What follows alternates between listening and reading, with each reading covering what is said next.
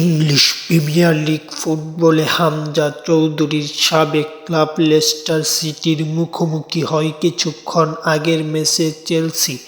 সেই ম্যাচটিতে চেলসি এবং Leicester city ম্যাচটি অত্যন্ত জমজমাট হয়। ম্যাচের প্রথম আর্ধে কেউ কোনো গোল করতে পারেনি বিধায় প্রথম আর্ধ শেষ হয় গোলশূন্য ড্র থেকে এবং সেকেন্ড হাফে ফিরে প্রথমে কেউ কোনো গোল না পেলেও ৬০ মিনিটে এগিয়ে যায় চেলসি।